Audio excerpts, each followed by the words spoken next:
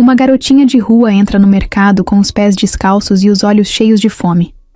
Ela pega um pacote de biscoitos e, com a voz baixinha, pergunta se pode pagar depois. Um milionário que observava de longe escuta tudo. E o que ele decide fazer naquele momento muda completamente o rumo da história.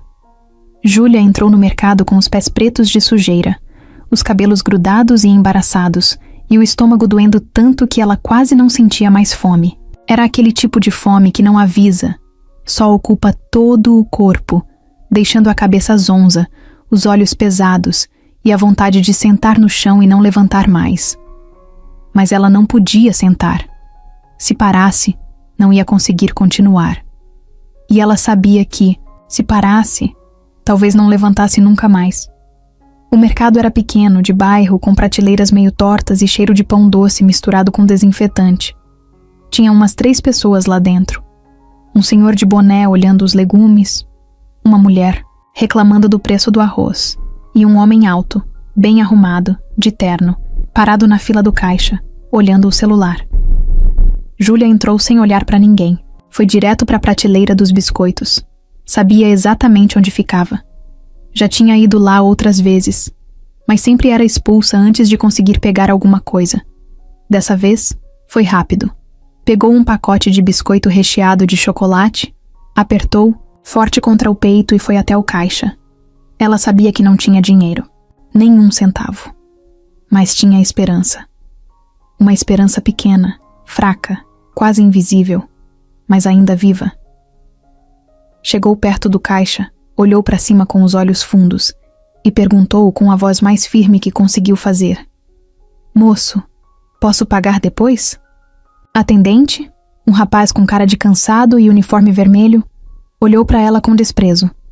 Já conhecia aquele tipo de criança. Já tinha visto várias vezes. Achava que ela ia roubar, fazer cena ou incomodar os clientes. "Ô garota, não vem com essa não. Aqui não é fiado. Vai embora, vai." Ela não se mexeu. Ficou parada, segurando o pacote.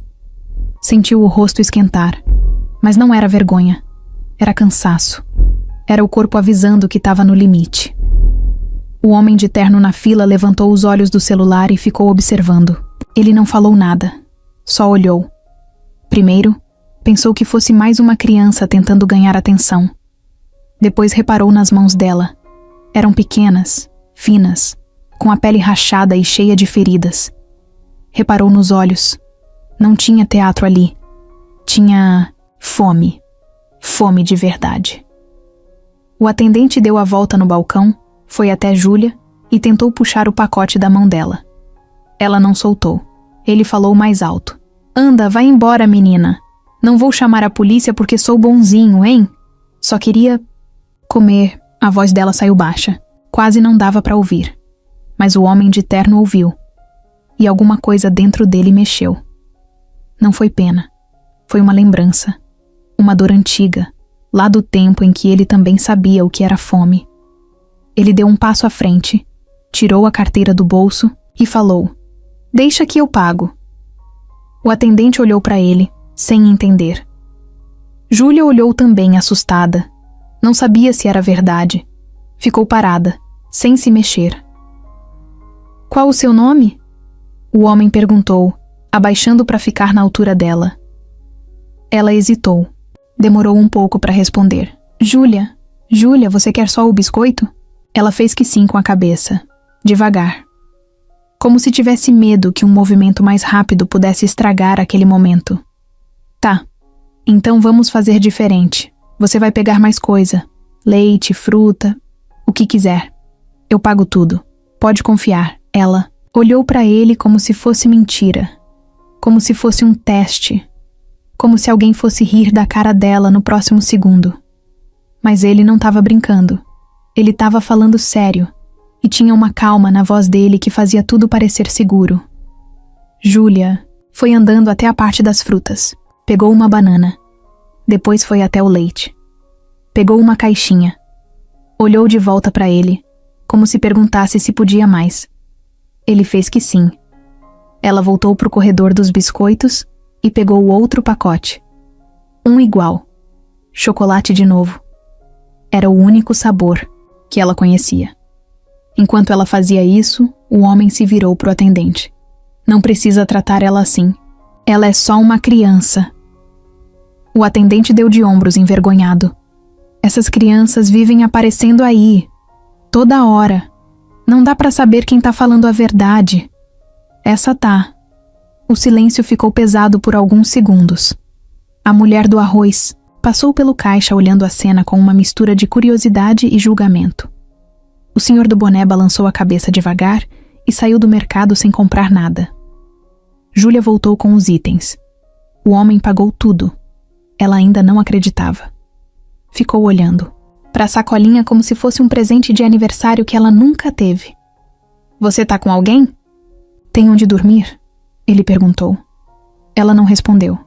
Só abaixou a cabeça. Ele entendeu. E o estômago dele embrulhou com o que entendeu. Você já comeu hoje?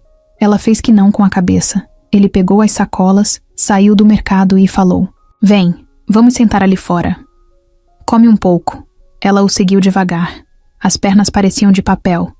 Sentaram num banco de cimento do outro lado da rua. Ela abriu o pacote de biscoitos e começou a comer rápido, como se alguém fosse tirar dela a qualquer momento. Depois deu 3 goles no leite. O corpo dela parecia desesperado. E então, de repente, ela parou. Ficou pálida, suando frio. O homem percebeu na hora que algo estava errado. Júlia, tá tudo bem? Ela tentou dizer alguma coisa, mas não conseguiu.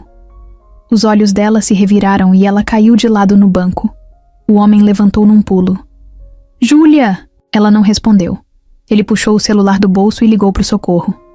A voz dele saiu firme, mas o coração estava disparado. Tem uma criança aqui? Ela desmaiou. Tá pálida. Respiração fraca. Enquanto falava, ele segurava a cabeça dela, com cuidado. Sentia a pele gelada. Muito gelada. A ambulância não ia chegar em 2 segundos. Ele sabia. Mas também sabia que não podia deixar ela ali. Olhou para o carro dele, estacionado a poucos metros. Olhou para ela de novo. Tomou uma decisão. Pegou Júlia no colo, com o maior cuidado do mundo. Entrou no carro e acelerou. Não era só fome. Tinha algo mais. E ele não ia deixar ela morrer ali, depois de tudo. O carro de Ricardo era grande, todo preto, daqueles que chamam atenção sem precisar de barulho.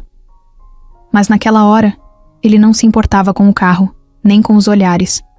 O banco de trás estava cheio de papéis, contratos, pastas.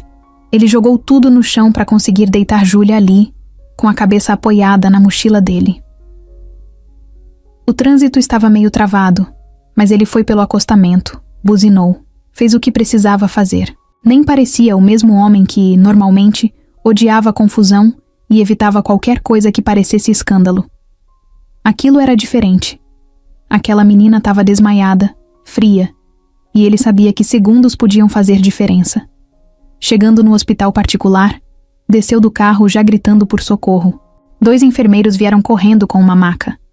Ricardo colocou Júlia ali e seguiu empurrando com eles como se fosse da equipe. Na recepção, começaram a perguntar coisas. Nome da paciente? Responsável? Ele respondeu rápido. Júlia? Não sei o sobrenome. Tava passando mal. Eu trouxe. Eu pago tudo. Mas o senhor é o pai dela? Não. Mas... agora eu sou o que ela tem. Assinaram papéis, pegaram os dados dele e levaram Júlia direto para a ala de emergência. Ricardo ficou esperando do lado de fora, andando de um lado para o outro, com a testa suada, a respiração presa. Sentia um peso no peito, como se fosse culpa, mas não sabia direito por quê. Talvez por nunca ter olhado de verdade para uma criança como ela antes. Talvez por ter tudo, mas nunca ter pensado em usar o que tinha para alguém que realmente precisava. Tempo ali não passava. Cada minuto parecia 1 hora. Até que depois de quase 1 hora, um médico apareceu. Jaleco branco, cara de sono, mas com um jeito direto. O senhor é o responsável por ela? Ricardo fez que sim. Ela estava com níveis baixíssimos de glicose e desidratação severa. Teve um desmaio por hipoglicemia. Também encontramos sinais de infecção no pulmão. E a saturação dela estava muito baixa. Se o senhor não tivesse trazido ela agora, talvez não desse tempo. Ricardo engoliu seco. Não sabia se ficava aliviado ou mais preocupado ainda. Mas ela vai ficar bem? Com medicação, repouso e alimentação adequada, sim. Mas ela vai precisar de acompanhamento. Não é só uma questão física. Essa menina passou por coisa demais, ele assentiu. Olhou para o chão, depois para o corredor. Posso vê-la? Ela tá sedada. Mas pode entrar. Ricardo entrou devagar no quarto. Júlia estava lá, deitada, com um lençol até o peito, uma máscara de oxigênio no rosto, o braço com soro. Ela parecia tão pequena naquela cama enorme, tão leve, tão quebrada, que deu vontade de chorar. Mas ele segurou. Sentou na cadeira, do lado, e ficou ali, olhando para ela. Aos poucos, a cabeça dele foi longe. Pensou na infância dele, no abrigo, nas brigas, nas noites em que dormia com fome. Pensou nas vezes que quase desistiu. Pensou em como a vida foi dura. Mas ele teve sorte. Alguém deu uma chance para ele. Um professor que acreditou. Um chefe que não ignorou. Alguém estendeu a mão. E ele nunca mais esqueceu. A diferença é que Júlia não teve ninguém. Até agora. O telefone dele tocou. Era o assistente da empresa. Doutor Ricardo, o senhor tá sumido. A reunião com os investidores já começou. Ele olhou para a menina e respondeu seco. Cancela tudo. Mas, senhor, cancela. Hoje não tem negócio que seja mais importante do que isso aqui. Desligou. Ficou ali, em silêncio, ouvindo o som do oxigênio saindo devagar da máscara. Depois de um tempo, entrou uma enfermeira com comida. O senhor quer comer alguma coisa? Traz um café, forte. Ela saiu. Ele encostou a cabeça na parede e fechou os olhos por alguns segundos. Não dormiu, só respirou fundo. Na manhã seguinte, Júlia acordou. Abriu os olhos devagar, confusa. Ainda estava fraca, mas respirava melhor. Ricardo percebeu e levantou da cadeira na mesma hora. Ei, tudo bem? Ela olhou para ele meio assustada. Depois relaxou um pouco. Reconheceu. Você me trouxe aqui? Trouxe. Você desmaiou, mas agora tá segura. Já tá tudo bem. Eu comi rápido demais. Eu sei, mas isso vai mudar. Agora você vai ter comida sempre que precisar. E lugar quente para dormir. Ela não respondeu. Ficou olhando pro teto. Você vai ficar aqui no hospital uns dias, até melhorar. Depois a gente vê o que faz, tá? Ela virou o rosto devagar, olhou para ele nos olhos e perguntou com a voz mais baixa do mundo. Você vai me deixar aqui? Ele demorou um segundo para responder, porque não queria mentir, mas também não sabia o que dizer ainda. Eu vou estar aqui todos os dias, prometo. Ela voltou a olhar pro teto. Todo mundo sempre vai embora. A frase bateu como um soco. Ele engoliu seco. A enfermeira entrou com o café e ele agradeceu com um gesto. Depois ficou ali, olhando para ela, pensando. A verdade é que ele não sabia o que ia fazer. A vida dele era outra. Reuniões, contratos, viagens. Uma criança não cabia ali, mas mesmo assim, alguma coisa dentro dele dizia que ele não podia virar as costas. Não depois daquilo. Naquela tarde, ligou para uma amiga que trabalhava com assistência social e contou o que aconteceu. Pediu orientação. Queria saber o que podia ou não fazer legalmente. Se ela não tem documento e não está vinculada a nenhum abrigo agora, você pode ficar como responsável temporário. Mas tem que fazer isso por vias legais. Vai ter que assinar um termo. Ele topou na hora. Me manda o que eu tenho que preencher. Eu assino tudo, ela perguntou. Você tem certeza? Isso muda tudo. Ele olhou para Júlia, que dormia de novo, agora com o rosto menos tenso, e respondeu. Eu nunca tive tanta certeza de nada. Júlia estava deitada na cama do hospital, com o rosto mais calmo do que antes, mas ainda com aquele olhar de quem não confia. Não por mal. É só que quando se cresce nas ruas, é assim. Ninguém aparece para ajudar de graça. Sempre tem alguma coisa escondida. Só que Ricardo estava ali, sem segundas intenções. Só com uma vontade enorme de fazer o certo. Mesmo sem saber direito o que era o certo naquele momento. No segundo dia, ela já estava acordada, mas ainda bem fraca. O médico tinha dito que a alimentação precisava ser feita aos poucos, para não causar mais mal do que bem. Mas o corpo dela estava pedindo comida. Dava para ouvir o estômago dela roncar no quarto inteiro. Uma enfermeira entrou com uma bandeja. Tinha arroz, frango desfiado, um copinho de suco e um potinho de gelatina. Coisa simples, mas para Júlia parecia um banquete. Ela sentou com dificuldade, as mãos tremendo, e começou a comer. Só que mesmo com fome, ela ia devagar. Como se não quisesse gastar tudo de uma vez. Como se achasse que aquela seria a única refeição decente por dias. Ricardo estava ali, sentado na cadeira do lado, acompanhando. Cada garfada dela dava uma espécie de alívio nele. Era como se, comendo, ela voltasse à vida. Ele queria falar alguma coisa, puxar conversa, mas não queria quebrar aquele momento. Parecia sagrado. Então só ficou quieto, observando, com um aperto no peito e uma vontade enorme de proteger. Quando ela terminou, limpou a boca com as costas da mão e encostou no travesseiro. Ficou olhando para o teto. Depois olhou para ele. Você é rico, né? Ricardo achou engraçado a pergunta.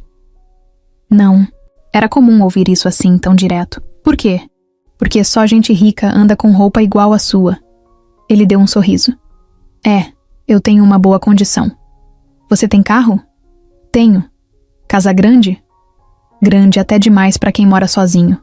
Ela ficou quieta, pensativa. E por que você me ajudou? Essa pergunta ele ainda não sabia responder direito. Então falou o que vinha na cabeça. Porque ninguém deveria passar pelo que você passou. Ela abaixou os olhos, apertou os dedos.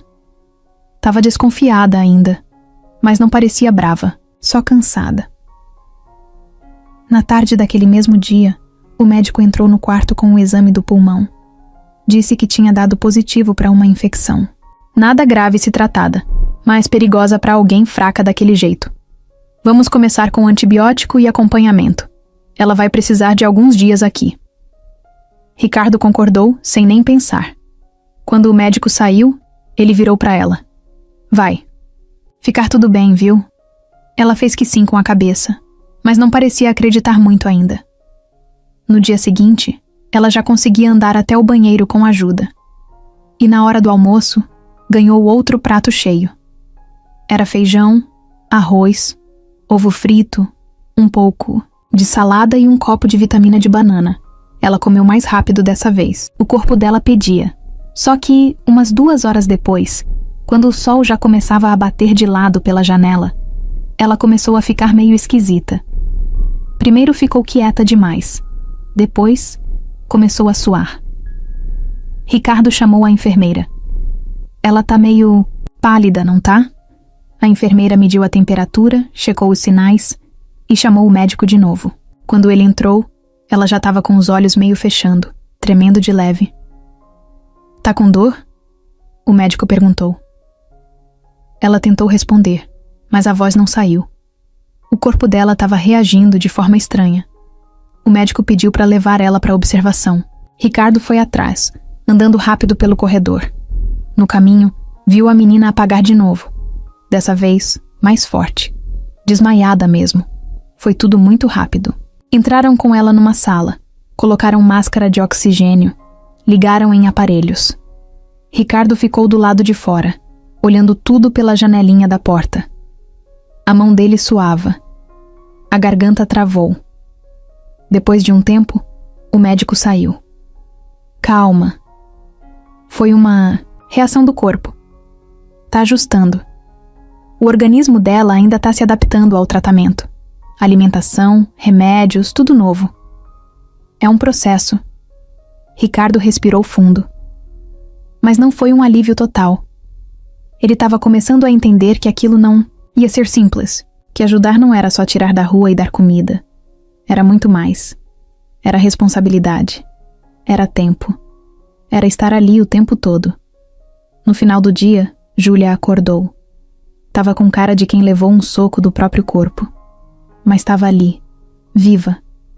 Eu dormi. De novo? Foi um susto. Mas já passou. Ela tentou sorrir, mas não saiu. O rosto dela ainda estava abatido, os olhos fundos. Você estava aqui? O tempo todo, ela virou o rosto pro lado, em silêncio. E Ricardo sentiu que, pela primeira vez, talvez ela tivesse acreditado um pouco, só um pouco. Mas já era alguma coisa. Naquela noite, ele não foi para casa. Dormiu numa poltrona do hospital. Não porque queria mostrar alguma coisa, mas porque não conseguia ir embora. No terceiro dia de hospital, Ricardo já sabia o nome de 3 enfermeiras, o horário do almoço e onde ficava a máquina de café ruim no corredor. Ele não saiu do hospital em nenhum momento. Dormia mal, de olhos meio abertos, sentado naquelas cadeiras duras que pareciam feitas para expulsar visitante. Mas ele não ligava. Toda vez que Júlia acordava e via ele ali, ela perguntava baixinho: "Você ainda tá aqui?" E ele sempre dizia a mesma coisa: "Tô, não vou sair." Só que a dúvida estava ali. Não era sobre ele ficar, era sobre o que ela tinha. O médico tinha falado de infecção, fraqueza, desnutrição, um monte de palavras que ele entendeu só, pela metade. Então, no começo da manhã, ele pediu uma conversa. Queria saber tudo. De verdade, sem filtro. A médica responsável por Júlia chamou ele para uma salinha. Era uma mulher na faixa dos 40, com óculos na ponta do nariz e expressão cansada, mas firme. Ela abriu a pasta com os exames e começou. "Seu Ricardo, vamos ser bem diretos, tá? A Júlia chegou aqui com um quadro grave de desnutrição. Isso significa que o corpo dela não tinha energia suficiente nem para manter os órgãos funcionando direito. Ela estava com a imunidade muito baixa, por isso qualquer infecção pega rápido." Ricardo ouvia tudo sem piscar, nem mexia. Além disso, a gente fez uma série de exames mais profundos. Os pulmões dela têm uma inflamação crônica, provavelmente causada por exposição constante ao frio, poluição e talvez até cigarro passivo. Não é recente. Isso vem de antes. Só piorou. "Tem nome essa doença?" Ele perguntou com a voz seca. "Bronquite crônica. Em uma criança de rua, é mais comum do que se imagina. Mas o problema não é só físico." Ela empurrou a pasta na direção dele, mostrando um papel com gráficos e números que ele não entendeu nada. Então ela explicou com calma. "O nível de estresse dela tá lá em cima. Mesmo dormindo, ela tá em estado de alerta. O corpo dela reage como se tivesse em perigo o tempo todo. Isso afeta o coração, o cérebro, a recuperação, tudo. Mas ela vai sair dessa?" A médica olhou nos olhos dele. "Com acompanhamento, sim. Vai ser uma recuperação lenta, mas possível. Agora, vai precisar de rotina, de segurança, alimentação certa, remédio. E mais que isso, ela vai precisar confiar em alguém. Coisa que claramente ela não sabe como fazer." Ricardo ficou em silêncio. Passou a mão no rosto. Tinha olheiras. Parecia mais velho. "Eu fico com ela o tempo que for preciso." "O senhor tá preparado para isso?" "Tô." Ela assentiu, mas com um olhar meio desconfiado. Já tinha ouvido outras pessoas dizerem isso. E a maioria não aguentava uma semana. Ricardo voltou pro quarto. Júlia estava acordada, com o olhar perdido, brincando com a ponta da coberta. Ele puxou a cadeira e sentou. Ao lado, a médica me contou tudo. Sobre sua saúde, sobre os pulmões, o estômago, tudo. Ela virou o rosto pro outro lado. "Não precisa esconder nada. Eu só quero te ajudar." Ela fechou os olhos e respirou fundo. Depois falou, sem olhar para ele. "Eu não gosto de hospital. Fico com medo de dormir e não acordar. Aqui você tá segura. E eu vou estar aqui, toda vez que você abrir os olhos. Pode confiar. Eu não sei como faz isso. Essa frase ficou no ar por alguns segundos. Doeu ouvir. Porque era verdade. Na hora do almoço, ela comeu menos. O corpo ainda estava fraco, mas já conseguia conversar um pouco mais. Perguntou sobre a casa de Ricardo, sobre como era viver sozinho. E aí veio a pergunta que ele não esperava. Por que você não tem filho? Ele parou por um segundo. Nunca tinha falado disso com ninguém, mas respondeu. Eu e a mulher que eu amava não conseguimos ter filhos. A gente tentou por um tempo, mas ela ficou doente. E depois, ela se foi. Já faz alguns anos. Você ficou sozinho? Fiquei. Ela ficou pensativa. Depois sussurrou. Eu também. No final do dia, Ricardo pediu à médica uma autorização para levar Júlia até o pátio do hospital. Só por uns minutos, para pegar um pouco de sol, com cadeira de rodas, claro. Ela topou. Júlia foi enrolada num cobertor, com o soro preso ao suporte. Ricardo empurrou a cadeira devagar. Quando saíram do quarto, ela arregalou os olhos com a luz. Sentiu o ar mais quente e sorriu de leve. Faz tempo que eu não via o céu. O céu continua aí. Mesmo quando a gente não olha. Quando eu morava na rua, eu achava que o céu ia me engolir. Ele parou de empurrar a cadeira e olhou para ela. Agora ele vai te proteger. Ela olhou para cima, silenciosa, os olhos brilhando. Por um segundo, parecia uma criança normal. Só por um segundo. E foi ali, naquele pedaço de sol entre as árvores do pátio, que Ricardo entendeu. Aquilo era só o começo. Ricardo sempre foi um cara difícil de decifrar. Quem olhava para ele de fora via só o pacote completo. Empresário bem-sucedido, roupas alinhadas, relógio caro no pulso, celular de última geração, carro importado, escritório com vista para o centro da cidade. O tipo de homem que resolve as coisas com uma ligação e anda como se soubesse o que está fazendo o tempo todo. Só que ninguém nasce assim. E Ricardo menos ainda. Ele cresceu em um abrigo público, em Guarulhos. Foi largado lá com 6 anos, depois que a mãe foi levada por um surto em plena rua. Ninguém nunca soube se era problema mental, se era droga ou os dois. O pai? Nunca nem apareceu.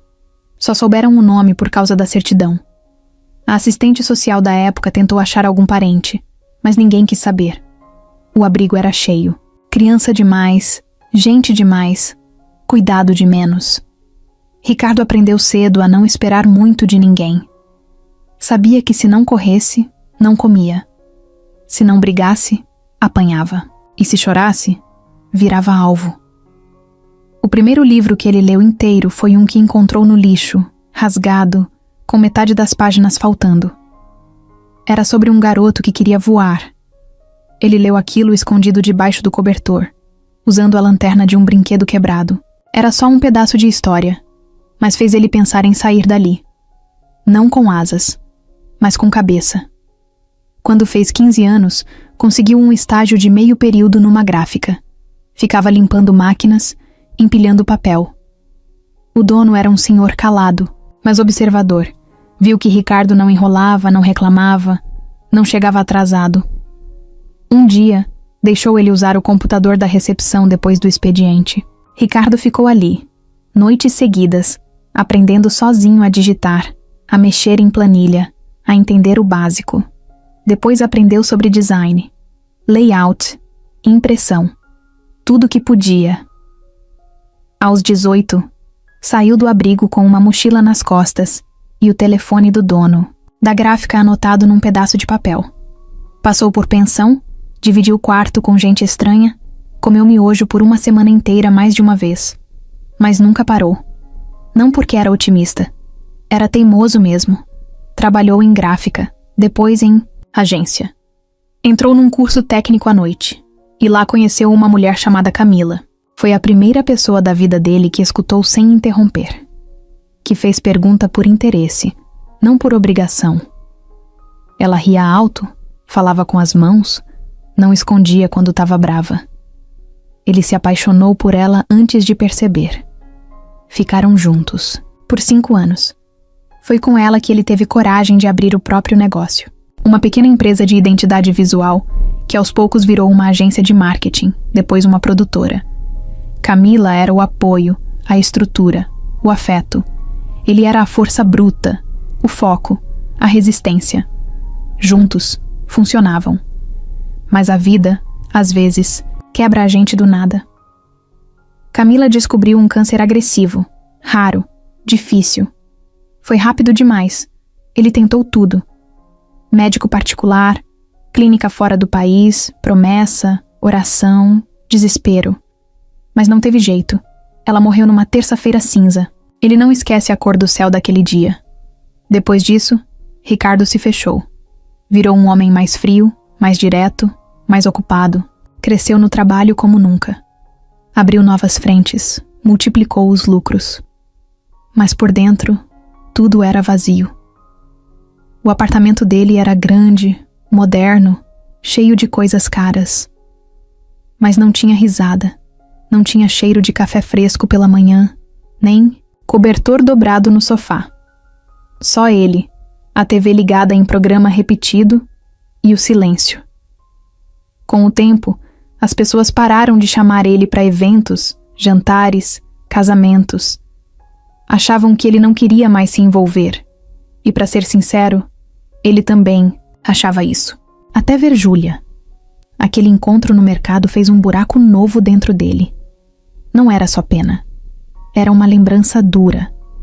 Era como se a vida tivesse esfregado na cara dele uma versão menor dele mesmo. Sujo, com fome, sem ninguém. No hospital, enquanto Júlia dormia, ele ficou mexendo no celular, olhando fotos antigas da Camila. Achou uma onde ela estava sentada na grama, comendo salgadinho, fazendo careta. Tava com um moletom azul e o cabelo preso. Ele olhou para aquilo por um tempo longo e pensou: se ela tivesse aqui, já tinha levado essa menina para casa na hora. Fechou a foto, levantou da cadeira, foi até o banheiro do hospital, olhou no espelho. Os cabelos grisalhos, a barba por fazer, o cansaço no rosto. Ele se encarou. Tá na hora de parar de fugir. Quando voltou pro quarto, Júlia estava acordada. Tinha comido um pouco e estava mexendo no lençol, entediada. E aí? Ele disse. Ela respondeu sem olhar. Eu quero ir embora desse lugar. Ele puxou a cadeira, sentou de novo ao lado da cama. Eu também, mas a gente vai sair quando você estiver forte. Pode ser? Ela fez que sim, devagar. E aí a gente vai pra onde? Ela perguntou sem esconder a dúvida. Ricardo respirou fundo. Primeiro, a gente vai tomar um sorvete. Depois a gente vê. Ela olhou pra ele e pela primeira vez deu um sorriso de verdade. Pequeno, mas sincero. Na cabeça dele, o pensamento era outro. Depois a gente vê como muda a vida de alguém. De novo, no quarto do hospital, com a janela entreaberta e a luz entrando devagar, Júlia segurava uma bonequinha de pano que a enfermeira tinha trazido. Era feinha, costurada à mão, mas para ela era como um tesouro. Passava o dedo nos olhos da boneca, como se estivesse limpando, só para fazer alguma coisa enquanto o silêncio crescia entre ela e Ricardo. Ele estava ali, sentado, com uma bandeja de comida que quase não tocou. Queria conversar. Sentia que precisava entender. Não só por ele, mas porque cada pedaço da história dela explicava por que ela era daquele jeito. Calada, desconfiada, com medo de respirar mais alto. Júlia. Ele chamou devagar. Ela olhou sem responder. Você se lembra de quando tudo começou a dar errado? Ela ficou parada, os olhos presos num ponto no chão. Demorou para falar. A minha mãe, ela dormia demais. Ricardo franziu a testa. Dormia? Dormia o dia inteiro. Às vezes de roupa, às vezes no chão da sala, às vezes com o fogão ligado. Ela dizia que era cansaço, mas o vizinho falava que era por causa das coisas que ela tomava. Ricardo não interrompeu, só escutou. Quando eu tinha uns 6 anos, a gente morava num lugar que chovia dentro. Tinha rato, tinha barata, mas eu achava que era normal. Aí um dia minha mãe não levantou. Ficou no chão o dia todo. Eu tentei sacudir ela. Gritei, mas ela não respondeu. O nó na garganta de Ricardo só aumentava. Ela continuou, com a voz mais baixa. A vizinha chamou a ambulância. Levaram ela. Eu fiquei com uma moça que eu nem conhecia, num canto da casa dela por uns dias. Depois veio uma mulher de blusa azul e me levou para um lugar cheio de outras crianças. Tinha uma grade na janela. Era um abrigo. Você ficou quanto tempo lá? Acho que quase 1 ano. Mas lá era ruim. Os adultos gritavam. Um deles batia na gente quando ninguém via. Tinha um menino que me puxava o cabelo toda noite. E quando eu contava, ninguém acreditava. Um dia, eu saí correndo. Pulei o portão. Nem sei como. E depois? Depois eu aprendi a me virar. Dormia perto da rodoviária. Um cara me deu uma caixa de balas e disse que, se eu vendesse, podia ficar com R$1. Eu fazia isso o dia todo. Às vezes não vendia nada. Aí eu pedia comida nos lanches. Uns davam, outros mandavam eu sumir. Ela virou a cabeça pro lado, com vergonha. Teve uma mulher que disse que eu era fedida, que eu tava estragando o almoço dela. Aí eu comecei a andar só pelas ruas mais vazias. Ricardo fechou os olhos por 1 segundo. Respirou fundo. Quando abriu, ela ainda estava falando. Uma vez, um homem disse que me dava dinheiro se eu fosse com ele num lugar. Eu corri. Mas quase ele me pega. Foi nesse dia que eu comecei a dormir, em cima da marquise, na frente da farmácia. Era alto, e ninguém me via ali. Ela fez uma pausa longa. A boneca escorregou do colo, mas ela não ligou. Quando ficou frio de verdade, eu achei que ia morrer. Me encolhi toda. Abracei o saco de lixo que eu usava de cobertor e pedi para minha mãe voltar. Mas ela não voltou. Ricardo apertou as mãos, tentando segurar a emoção. E aí, eu fiquei esperando, todos os dias, alguém parar, alguém olhar, alguém perguntar alguma coisa. Ninguém perguntava. Todo mundo via, mas ninguém perguntava. Ela falou isso com uma firmeza que doía, como se tivesse acostumada, como se tivesse engolido o choro por tanto tempo que já nem sentia. Teve um senhor uma vez que me deu uma marmita. Disse que se eu comesse devagar, não passava mal. Ele foi legal, mas nunca mais voltou. Ela olhou para Ricardo, como se quisesse dizer que não esperava que ele voltasse também, que não adiantava ele prometer, porque todos os que prometeram sumiram. Júlia, ele falou baixinho. Eu tô aqui. Eu tô ouvindo. E eu não vou sumir. Ela não respondeu. Só respirou fundo, como se tivesse cansada de lembrar. Naquele dia, Ricardo ligou para um psicólogo amigo dele. Queria ajuda. Queria fazer certo. O homem explicou que traumas assim não se apagam. Se tratam com paciência, com cuidado, com rotina. Ela vai precisar sentir que tem chão, que não vai ser jogada fora de novo, disse o psicólogo. Mais tarde à noite, Júlia dormiu, e pela primeira vez não teve pesadelo.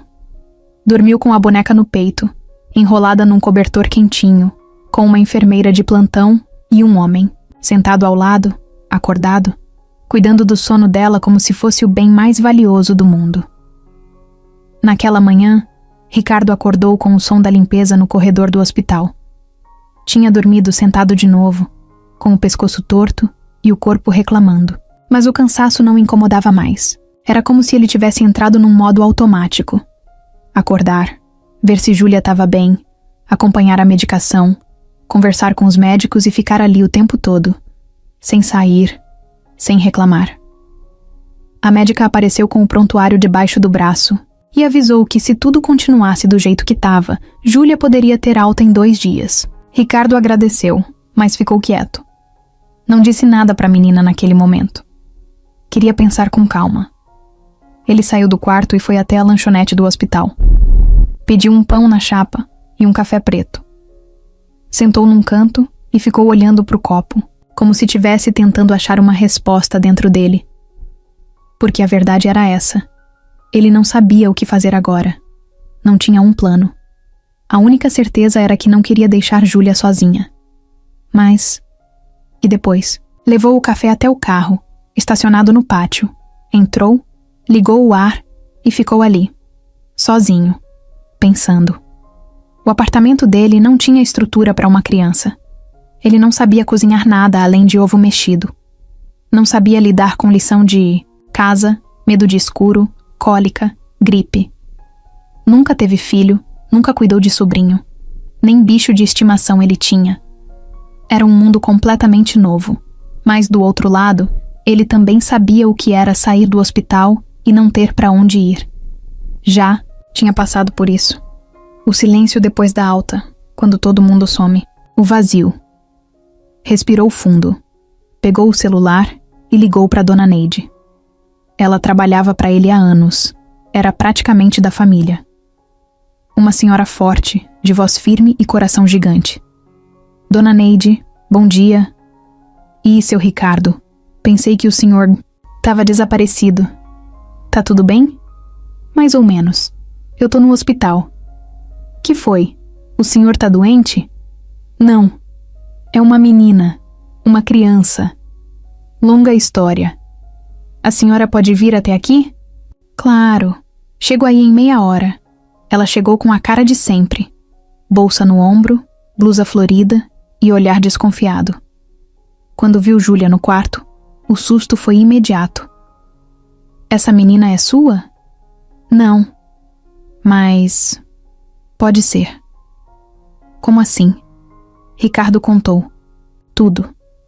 Desde o mercado até os exames, o histórico, os dias no hospital. Dona Neide escutou tudo calada. Depois cruzou os braços e disse: Tá querendo levar ela pra casa? Tô pensando. Não posso deixar ela voltar pra rua. Não depois. De tudo. Ela olhou pra Júlia, que dormia com o rosto mais tranquilo, e suspirou. Vai dar trabalho, hein? Eu sei. Então tá. Se o senhor tá mesmo certo disso, eu ajudo. Ricardo sentiu um peso sair das costas. Era isso que ele precisava. Alguém do lado. Não para fazer tudo, mas para não deixar ele se perder. Naquela noite, ele foi até o setor administrativo do hospital e pediu ajuda para entrar com o termo de responsabilidade. Disse que ia levar a menina para casa assim que ela tivesse alta e que ficaria como guardião temporário até resolver a parte legal. A assistente social olhou para ele com cara de dúvida. O senhor tem experiência com criança? Não. Já cuidou de alguém antes? Já cuidei de mim. E agora quero cuidar dela. O senhor sabe que isso envolve um monte de coisa, né? Psicólogo, escola, documentação, rotina, exames, vacina. Eu sei. Mas se for para ela sair daqui e dormir na rua, eu assino o que for. A mulher respirou fundo, imprimiu os papéis e entregou. Assina aqui. E aqui também. No dia seguinte, ele contou para Júlia. Quando a gente sair daqui, você vai comigo. Vai morar comigo por um tempo. Ela arregalou os olhos. Na sua casa? Mas sim. E se eu não me acostumar? A gente tenta de novo. Do seu jeito, ela não respondeu na hora. Ficou com o olhar perdido, mexendo na beirada da coberta. E se você se cansar? Não vou. Todo mundo cansa. Então me dá uma chance de provar que eu não sou todo mundo.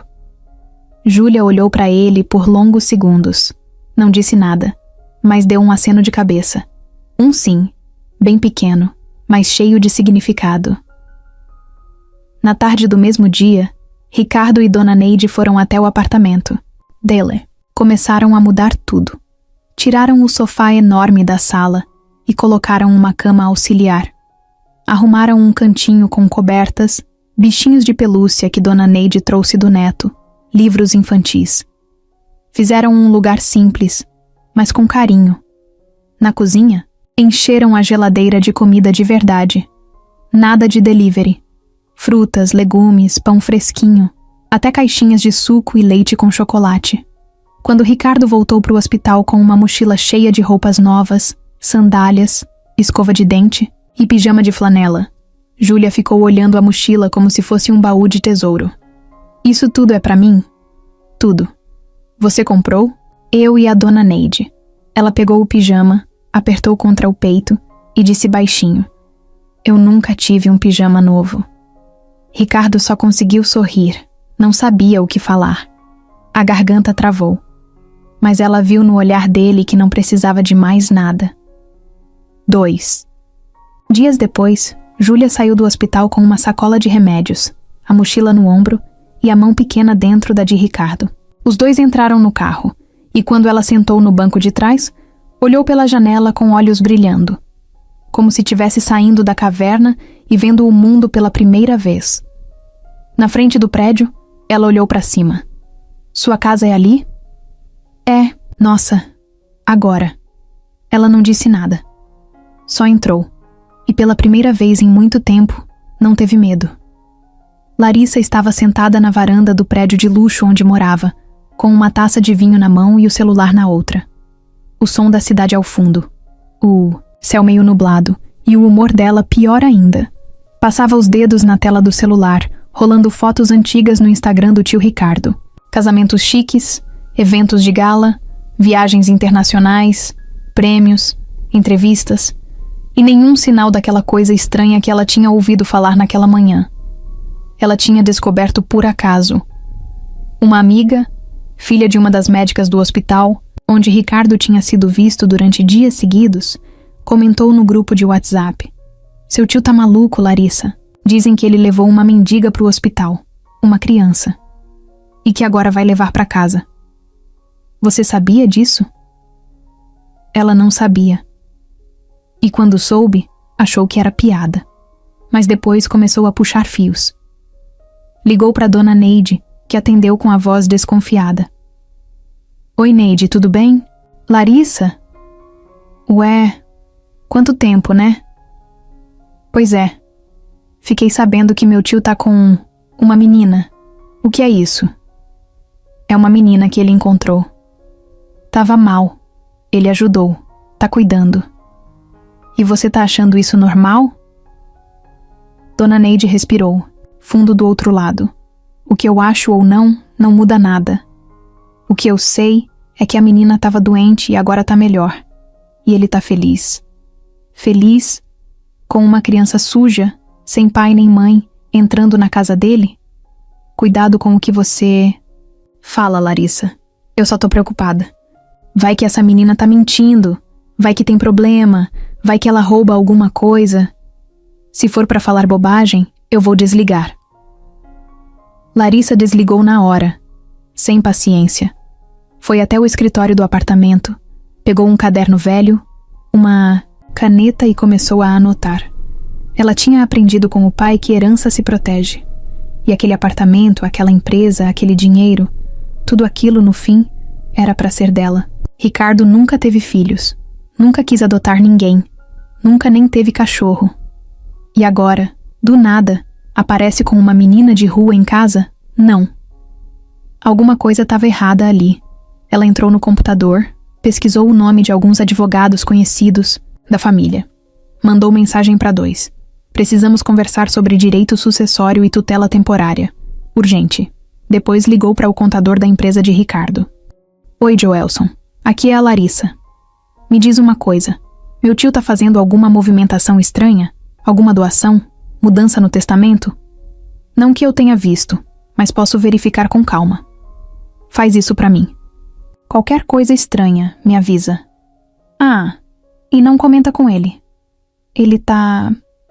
sensível." Desligou com um sorriso no rosto. Era falso, mas era o sorriso que ela usava quando queria algo. Larissa nunca gostou de ser deixada de lado. Cresceu vendo o tio como uma mistura de pai e modelo de sucesso. Ele pagou os estudos dela, o primeiro carro, o intercâmbio, o MBA. Mas com o tempo, os dois foram se afastando. Ricardo começou a achar que ela era mimada demais, agressiva nos negócios, fria com as pessoas. E ela achava ele velho, ultrapassado, mole demais. O que doía mesmo era o que ele disse na última vez que discutiram. "Larissa, você só pensa em você. E isso me preocupa." Ela não esqueceu. E agora, com essa menina entrando na vida dele assim, do nada, como se fosse filha, como se fosse herdeira. Isso mexia com tudo que ela acreditava que era dela por direito. Naquela semana, Ricardo levou Júlia para uma consulta no pediatra e depois para tirar os primeiros documentos.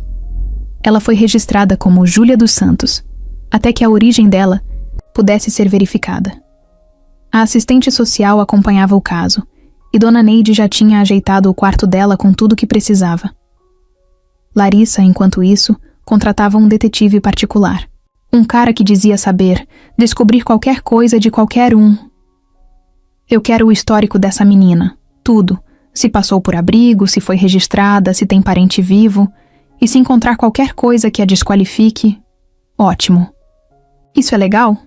Não tô pedindo pra você seguir a menina, só quero informação. E rápido. Ela desligou e foi pro espelho. Encarou o próprio reflexo. Arrumou o cabelo, retocou o batom.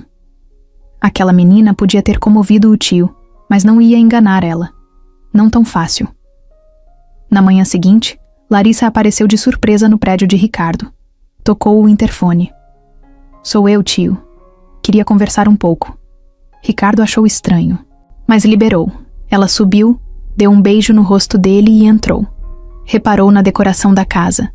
Nada muito diferente. Só o detalhe do cantinho infantil no canto da sala.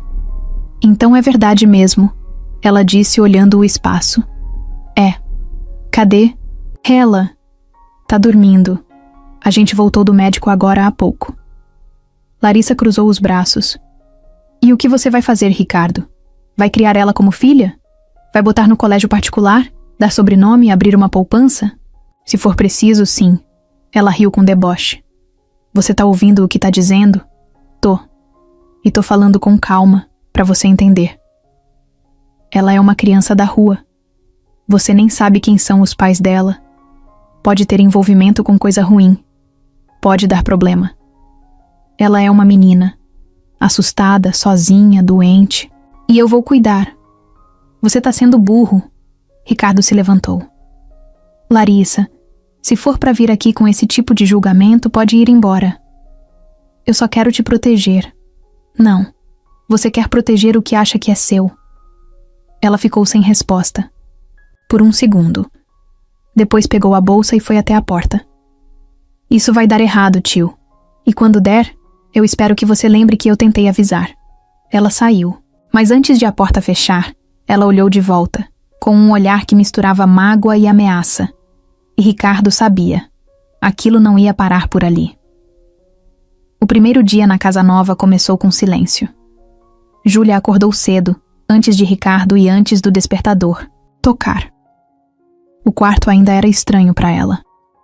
A cama era macia demais, o lençol cheirava a sabão e o ventilador girava devagar no teto. Não tinha barulho de carro passando, nem gente brigando na rua, nem cheiro de lixo perto. Aquilo, para ela, era esquisito. Silencioso demais. Ela ficou deitada um tempo, olhando o teto. Depois se levantou devagar, com cuidado, como se pudesse ser proibida a qualquer momento. Caminhou até a porta, abriu com um barulhinho leve e espiou o corredor. Tudo limpo, organizado, cheio de detalhes que ela não entendia. Um quadro na parede com uma imagem de praia, um tapete claro no chão, um cheiro diferente. Parecia casa de novela. Foi até a cozinha. Dona Neide já estava lá, mexendo uma panela no fogão. Ela olhou e sorriu. Bom dia, dorminhoca. Júlia respondeu num tom baixo. Bom dia. Tá com fome? Ela fez que sim. E antes que a resposta virasse fala, Dona Neide colocou um prato de pão francês na mesa, já cortado ao meio, com manteiga derretida, e um copo de leite com achocolatado. Júlia olhou aquilo tudo com os olhos arregalados. Pode comer, menina. Ninguém vai tomar de você. Ela sentou. Primeiro pegou o pão com as mãos. Sentiu o calor. Depois olhou o leite. Bebeu um gole. Devagar. Como se testasse. A comida descia diferente ali. O corpo estava começando a entender que agora era outro ritmo. Ricardo apareceu logo depois, com a cara meio inchada de quem dormiu pouco. Entrou na cozinha, passou a mão no cabelo e perguntou: Dormiu bem? Ela respondeu, sem encarar ele. Se quiser, a gente pode sair mais tarde. Comprar algumas coisas, ver roupa, passear um pouco. Ela não respondeu. Dona Neide soltou. Vai com calma, homem. Deixa a menina respirar. Ricardo deu um sorriso sem jeito. Sabia que estava se esforçando demais. Só não queria errar. Já tinha errado tanto na vida. Naquela manhã, Júlia ficou sentada na sala vendo o desenho. Primeiro só olhou de longe, depois pegou o controle e começou a mexer. Riu de um episódio, fez careta em outro. Dona Neide passava pela sala e via ela ali, encolhida no sofá, e balançava a cabeça. No começo da tarde, Ricardo chegou com um notebook. Júlia, posso te mostrar uma coisa? Ela olhou desconfiada. É um joguinho, de colorir. Se você gostar, eu baixo mais. Ela se aproximou devagar. Sentou do lado dele no sofá. Ele abriu o jogo. Era simples. Pintar desenhos com números. Ela pegou o mouse com dificuldade. Mexeu devagar. Errou. Voltou. Depois acertou. E sorriu. Ricardo se segurou para não comentar. Deixou ela viver o momento. Na hora do banho, foi um desafio. Ela não queria. Disse que estava limpa. Disse que já tinha se lavado de manhã. Mas Dona Neide insistiu com jeitinho. Vai se sentir melhor. E a água é quente, menina. Você merece coisa boa também. Júlia aceitou, mas só depois que Dona Neide prometeu que ficaria do lado de fora do banheiro, só para qualquer coisa. Quando a água quente caiu nas costas dela, ela travou por um segundo. Depois relaxou. Ficou ali um tempão. Saiu com a pele vermelha de tanto tempo, o cabelo molhado e um pijama novinho. Se olhou no espelho e mal se reconheceu. Na segunda noite, ela teve pesadelo. Ricardo acordou com o grito. Foi até o quarto. Encontrou ela sentada na cama, suada, com os olhos arregalados. Tá tudo bem. É só um sonho. Tinha fogo. E eu tava presa. Ninguém ouvia. Ele se sentou do lado. Foi só um sonho. Você tá segura agora. Ela não chorou. Só ficou ofegante. Ele ficou ali, quieto, até ela deitar de novo. Depois voltou pro quarto dele, mas dormiu com a porta aberta. No terceiro dia, Júlia ganhou um caderno e canetinhas. Você gosta de desenhar? Ela deu de ombros. Nunca tive onde. Na primeira folha, desenhou uma árvore e uma casa com uma porta aberta. Depois desenhou uma menina com cabelo bagunçado e um homem de terno. Não explicou o que era. Só mostrou para Dona Neide, que segurou o riso e elogiou. Tá bonito demais, menina. Naquela semana, Ricardo começou a organizar a ida dela para a escola. Ligou para uma psicóloga infantil. Comprou livros. Pediu para a empresa deixar ele trabalhar remoto alguns dias. Era tudo novo. Mas ele estava tentando. Larissa, claro, ainda não tinha desistido. Mandava mensagens frias. Precisamos conversar. Podemos almoçar? Você tá bem? Mas Ricardo não respondia. Ele já sabia que o que ela queria não era saber dele. Era controle, e ele não ia abrir mão daquilo. Júlia, aos poucos, começou a chamar Ricardo de moço. Moço, onde tá a toalha? Moço, posso comer iogurte? E ele fingia que não ligava, mas cada vez que ouvia, sentia algo mudar por dentro. Sabia que era o começo. No fim daquela primeira semana, ela correu para ele com um desenho novo. Tinha feito sozinha. Era um quarto com uma cama, uma televisão e 2 pessoas de mãos dadas. Esse sou eu? Aham. E eu também. Ele olhou o desenho, depois olhou para ela. E essa casa aqui? É nossa, né? Ricardo respirou fundo. A voz dele quase não saiu. É sim. Ela sorriu. Ele também. E naquele sorriso tinha mais verdade do que qualquer documento assinado. A vida de Ricardo sempre foi cronometrada. Acordava às 6, tomava café às 6h15, checava e-mails às 6h30 e às 7 já estava no carro indo pro escritório.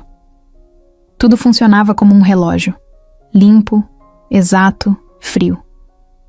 Só que agora não era mais assim. Na segunda-feira, o despertador tocou e ele nem precisou levantar correndo. Já estava de pé. Tinha acordado antes, com o barulhinho leve, de passos descalços no corredor. Júlia estava tentando achar a cozinha sozinha para não incomodar.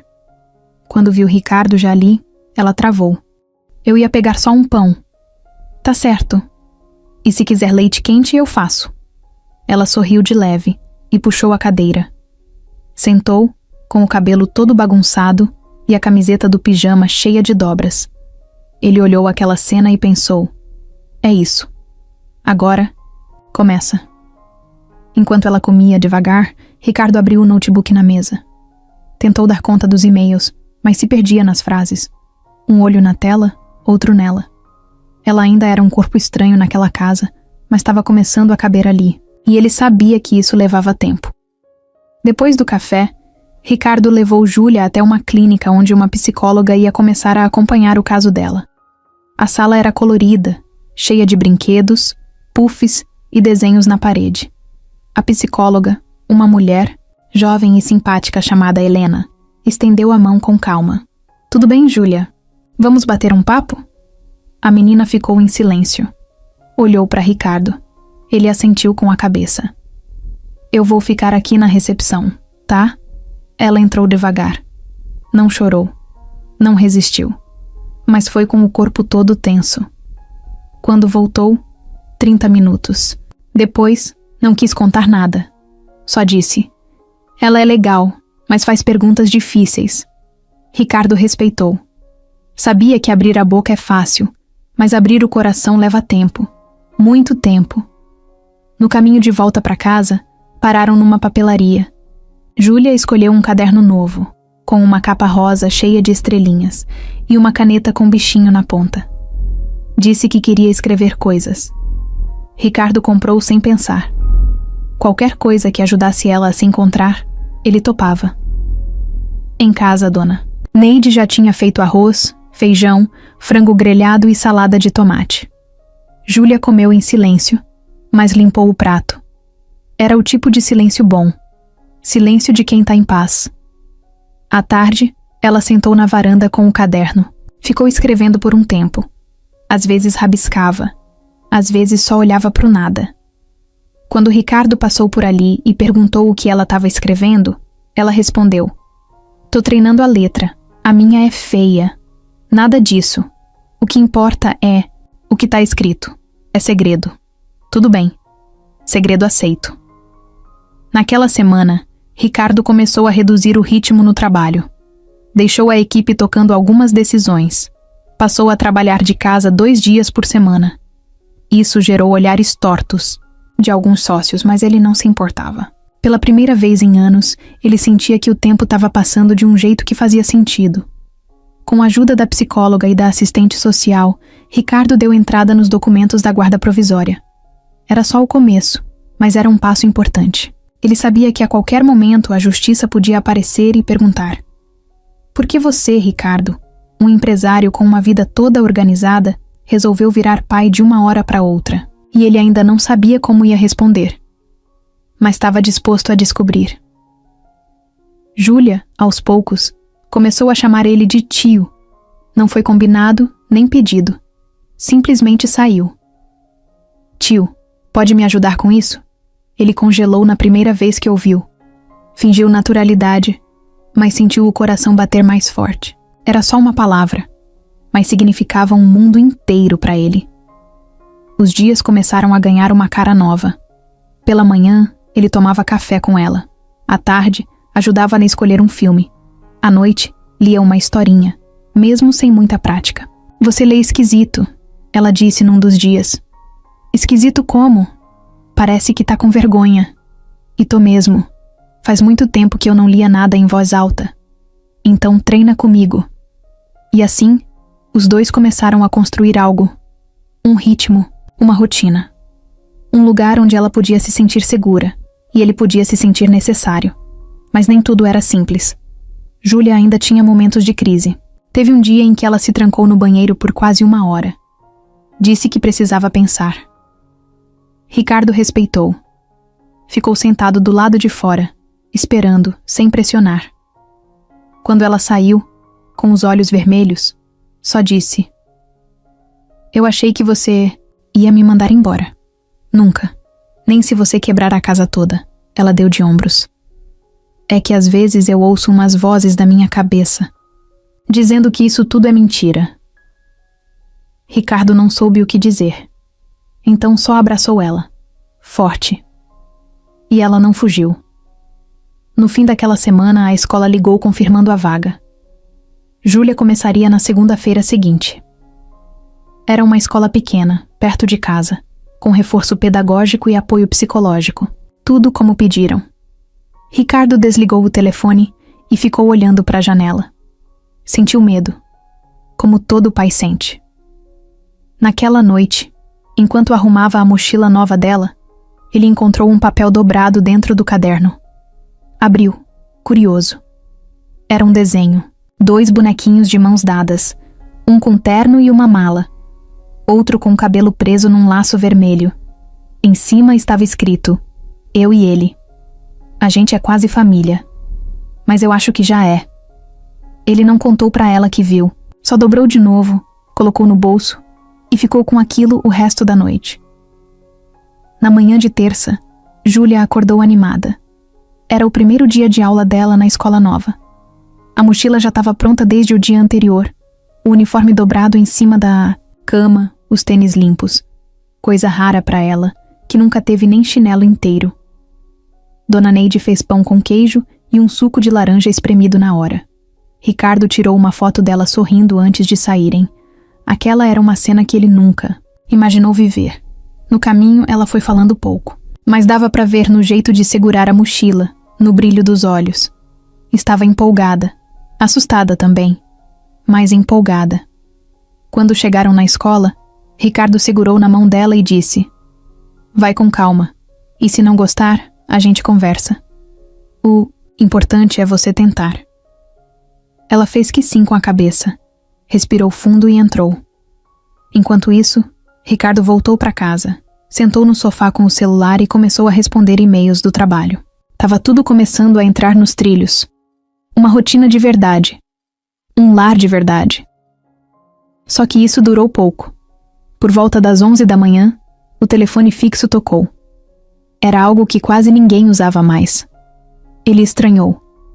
Atendeu com aquele alô desconfiado. Seu Ricardo? Aqui é Sandra, do Conselho Tutelar. O senhor pode comparecer aqui hoje à tarde? Precisamos conversar sobre a menor chamada Júlia dos Santos. Ricardo gelou. O que aconteceu? Prefiro explicar pessoalmente, mas posso adiantar que recebemos uma denúncia anônima sobre a situação da criança. Temos obrigação de investigar. Ele fechou os olhos por um segundo. Já sabia de onde vinha, e não era anônima coisa nenhuma. 2 horas depois, ele estava sentado numa sala sem cor, com uma cadeira dura e uma mesa no meio. Do outro lado, a conselheira folheava papéis e olhava ele como se tentasse entender suas intenções. Seu Ricardo, vou ser direta. Chegou uma denúncia informando que o senhor está mantendo uma criança em casa sem laços familiares reconhecidos, sem adoção oficial e sem preparo psicológico adequado. A pessoa que denunciou disse que a menina foi retirada da rua sem autorização e que pode estar sofrendo manipulação emocional. Ricardo respirou fundo. Isso é mentira. Eu levei a menina ao hospital. Ela estava desnutrida, doente. Se eu não fizesse nada, ela podia ter morrido. Todos os documentos estão aqui. Termo de responsabilidade, exames, laudos da psicóloga, acompanhamento da assistente social. E agora, ela está matriculada numa escola, com médico, alimentação e rotina. Ele entregou uma pasta com todos os papéis. A conselheira analisou. Ficou em silêncio por alguns minutos.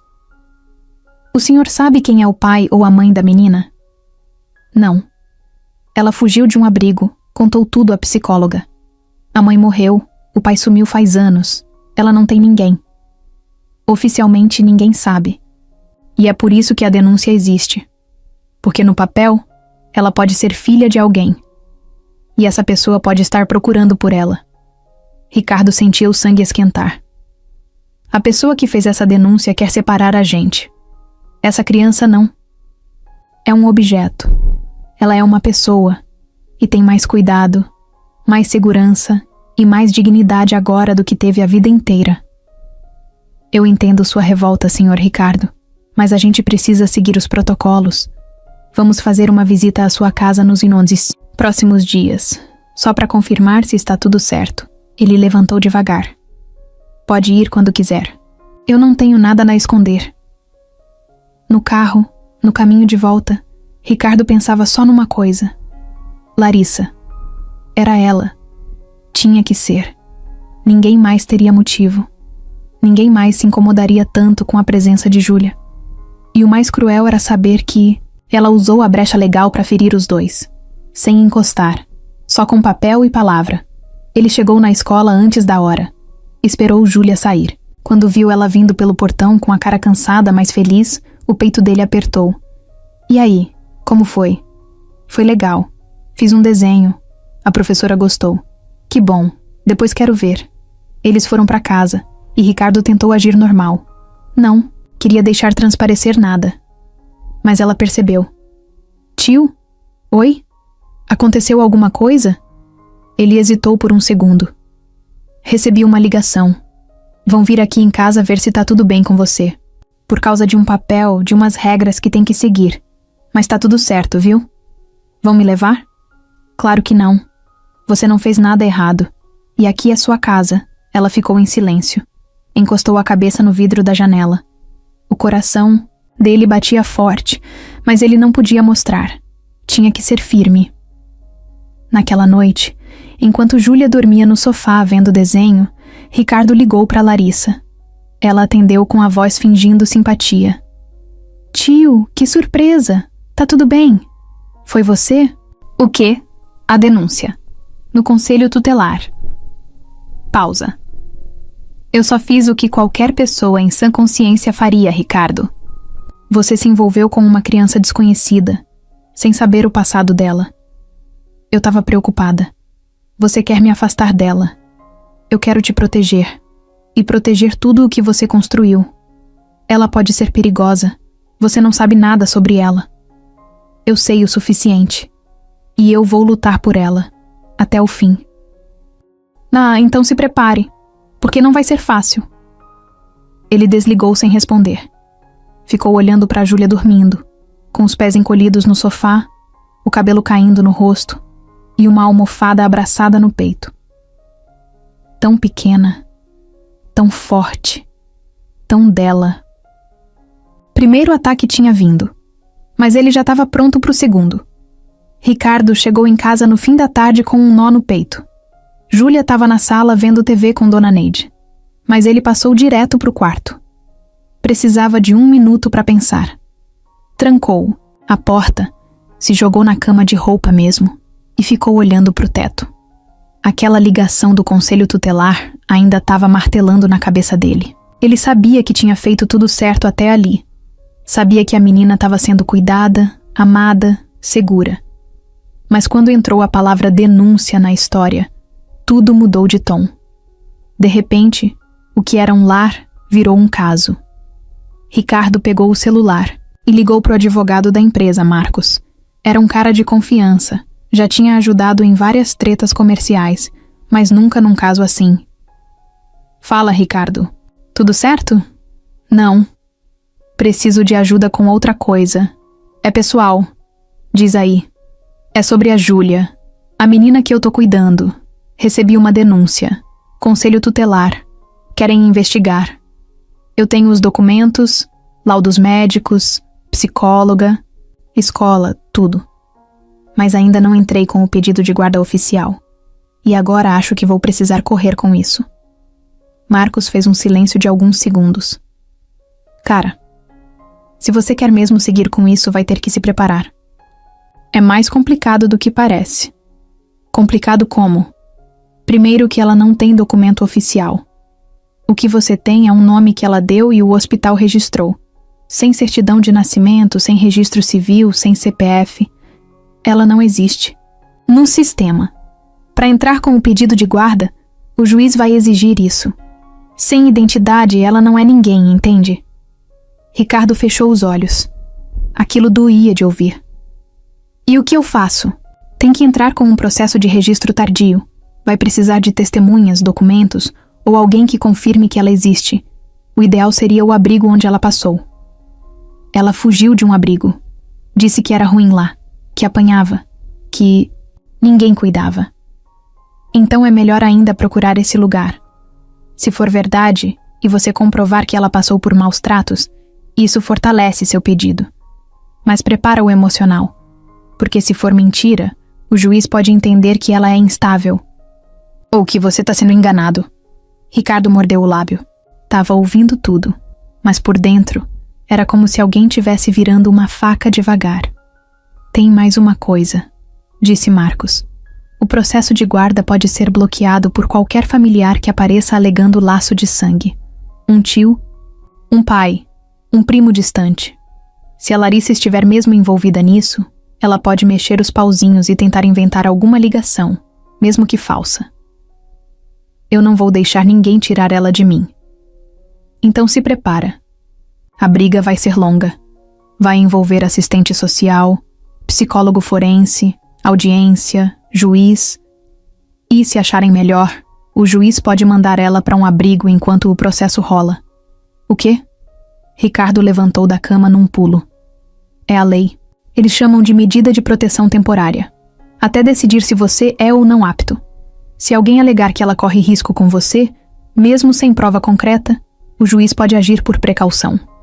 Isso é um absurdo. Eu concordo. Mas é o sistema. Você quer isso? Vai ter que lutar com tudo. Ricardo desligou a ligação com um gosto amargo na boca. Foi até o banheiro, lavou o rosto, olhou para o espelho e pensou: você entrou nisso com o coração, mas agora vai precisar da cabeça. Voltou para a sala. Júlia estava desenhando no caderno, sentada no tapete. Dona Neide dobrava a roupa no sofá. Ele se agachou ao lado da menina. Júlia, preciso te perguntar uma coisa. Pode falar. Você lembra o nome do abrigo que você ficou? Ela ficou em silêncio. Pensou um pouco. Depois respondeu. Tinha uma placa azul. E o nome começava com L. Lar, alguma coisa. Lar das crianças, acho. E você lembra de alguém de lá? Algum adulto? Uma moça chamada Cleide. Era a única que falava baixo. Ricardo anotou tudo. A gente vai atrás disso, tá bom? Por quê? Porque a gente precisa que as pessoas saibam que você é de verdade.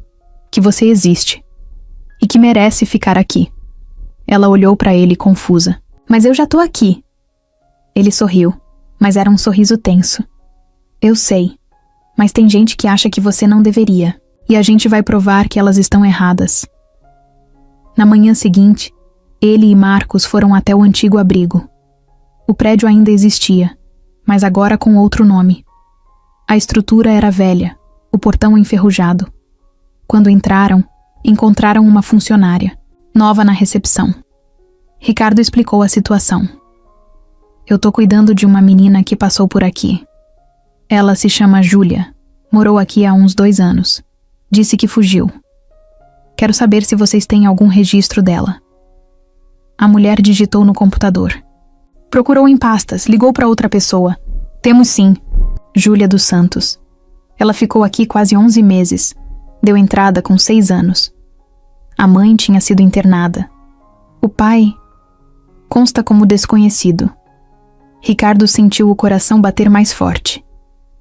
Vocês sabem por que ela fugiu? A mulher hesitou. Olha, teve umas denúncias aqui naquela época. Umas coisas que não conseguimos comprovar. Mas teve barulho. Depois que ela sumiu, ninguém mais procurou. Foi registrado como evasão. Acontece às vezes. Tem como eu pegar uma cópia do que tiver no sistema? Com autorização? Tem. Mas só com ordem judicial. Ricardo saiu de lá com raiva. Não. Da mulher. Do sistema. Da ideia de que uma criança podia desaparecer por meses e ninguém sentir falta. Na saída, ligou para Marcos. Eu preciso que isso vá para o juiz o mais rápido possível. Tudo. Já tô cuidando. Mas você vai ter que falar com um psicólogo indicado pelo fórum. E a menina também. Eles vão querer saber se vocês têm mesmo vínculo. E se ela não tá só querendo fugir de algo pior? A gente tem. Eu só não sei como provar. Com convivência. Com rotina. Com verdade. Quando chegou em casa, Júlia veio correndo mostrar um desenho novo. Era ela com um crachá no pescoço, em pé na frente de uma lousa, Eu sou professora aqui, ela disse animada. Professora? É. Vou ensinar criança que não tem casa. Que nem eu. Ricardo ajoelhou, segurou o desenho e engoliu em seco. Acho que você vai ser a melhor professora do mundo. E naquele momento, ele entendeu. O processo era longo, duro, burocrático, mas ela já era dele. Só faltava o papel. Detetive contratado por Larissa chamava Maurício. Era um cara que sabia fuçar a vida dos outros sem deixar rastros. Já tinha feito de tudo. Seguir marido infiel, descobrir fraudes de empresa, até rastrear herdeiros escondidos. Mas quando Larissa ligou pedindo uma investigação completa sobre uma menina de rua, ele estranhou. Mesmo assim, aceitou. Dinheiro era dinheiro. Ela foi direta. O nome é Júlia dos Santos. Passou por um abrigo público em São Paulo. Quero tudo. Se teve confusão, se aprontou, se fugiu. Qualquer coisa que possa comprometer essa imagem de menina boazinha que meu tio tá comprando. Maurício pegou a missão e começou pelo que tinha mais acesso: os registros antigos de abrigos públicos. Como a documentação não era digital na época, ele foi pessoalmente até o local onde funcionava o antigo Lar das Crianças Esperança. Chegando lá, deu de cara com uma funcionária mais velha, que torceu o nariz quando ele mencionou o nome. Júlia? Aquela que fugiu? Essa mesmo. Quero entender melhor o histórico dela. Sou jornalista. Tô fazendo uma matéria sobre crianças desaparecidas. Mentiu sem piscar. A mulher olhou pro lado, depois cochichou. Olha, não posso te mostrar nada oficial, mas lembro dessa menina. Era miudinha, quieta, vivia encolhida, num canto. Não falava com ninguém. E por que ela fugiu? Isso. É meio complicado. Maurício puxou o gravador do bolso sem mostrar que estava ligado. Pode confiar, só quero a verdade. Teve um problema aqui na época. Um monitor novo que não durou nem 3 meses foi afastado depois que uma das crianças contou que ele ficava entrando nos quartos à noite. A Júlia estava num dos quartos. Nunca confirmou nada, mas depois disso ficou ainda mais fechada. E sumiu. Ninguém nunca mais soube. Esse cara foi preso? Nada. Foi mandado embora e pronto. O abrigo abafou. Disseram que não tinha prova. Típico. Maurício anotou tudo. Depois foi atrás do tal monitor. Achou o nome. Darlan Souza. Procurou em redes sociais, em processos públicos, até encontrar um endereço atual. Era um bairro afastado, Zona Leste. Pegou o carro e foi. Darlan era um homem de 40 e poucos anos, careca, barrigudo, com cara de quem vive de bico. Atendeu a porta com uma camiseta furada e um cigarro na mão. Júlia dos Santos? Ele repetiu. Acho que lembro. Era a pequenininha, né? Isso. Tô juntando informações sobre ela. Parece que voltou a aparecer. Darlan sorriu, mas não era um sorriso bom. Era do tipo que dá arrepio. E o que eu ganho com isso? Maurício colocou uma nota de 100 no bolso da camisa dele. Vai depender do que você sabe. Darlan encostou na parede da porta e falou. Ela nunca me acusou de nada. Nunca abriu a boca. Mas era esquisita. Parecia que adivinhava o que ia acontecer. Um dia sumiu. Depois vieram com história de abuso. Só que ninguém provou nada. Eu que fui mandado embora. Então você nega tudo? Claro, mas se ela disser o contrário agora, vai parecer que tá inventando. Imagina. Depois de anos, sem testemunha, sem laudo. Quem vai acreditar? Maurício sorriu por dentro. Aquilo podia ser útil para Larissa. Do outro lado da cidade, Ricardo também estava investigando. Ele e o advogado tinham conseguido marcar uma reunião com a ex-coordenadora do abrigo na época. Uma mulher chamada Eliane, que hoje trabalhava em um projeto social independente. Ela recebeu os dois com olhos cansados e uma expressão triste quando ouviu o nome da menina. Júlia, ela me marcou. A gente sabia que alguma coisa errada estava acontecendo, mas não tínhamos estrutura para lidar. Tava tudo desmoronando. Funcionários saindo, verba cortada, denúncias internas que nunca foram para frente. E ela foi uma das vítimas? Eliane olhou para o chão. Não posso afirmar. Mas ela fugiu depois do escândalo. Foi uma das poucas que não voltou. E isso me deixou com culpa. Ricardo apertou os olhos. Aquilo explicava tanta coisa. O nome do monitor envolvido era Darlan? Ela fez que sim. Ele foi embora sem ficha criminal. A chefia preferiu evitar escândalo. Mas a gente sabia. E se ela estiver com você, então ela conseguiu escapar. Isso já é uma vitória. Ricardo agradeceu. Saiu dali com a cabeça fervendo.